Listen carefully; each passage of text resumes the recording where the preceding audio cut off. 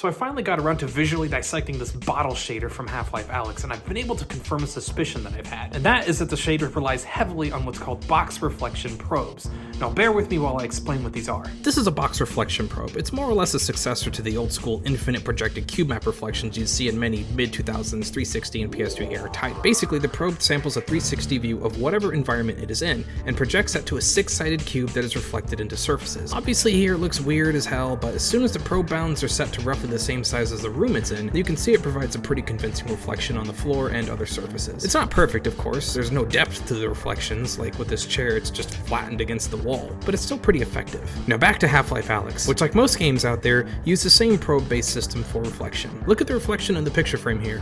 It's reflecting the windows in the main room, but the reflection itself is really close to me, indicating that the boundary of the probe is somewhere in this archway. If I hold the bottle and walk through the archway, you can actually see me hitting the bounds of one probe and going directly into another one. Now here's the real mind-blowing part. The bottles aren't actually transparent. You heard me right. What's happening is that the shader for these bottles is just mapping in real time whatever your position inside the reflection probe is onto the bottle's surface. It's the reason why you can't see the furniture while you're trying to look through the bottle. It's because, like the chair here from the earlier example, any objects in the middle of the probe are just projected into the bounds of the probe. I'm still trying to figure out how they did the liquid. It seems to be some kind of fancy view direction inversion. I don't really know. I'm still trying to figure it out. And so the effect of the shader is powered entirely by reflection probes. Pretty freaking amazing. Basically, the shader, like many, are designed to fool you with as minimum overhead as possible. It's an amazing shader, and it's something that would probably take me a long time to recreate, and it probably wouldn't look nearly as good. It further proves that much of what you see in video games is just fancy smoke and mirrors. Thanks for watching, guys.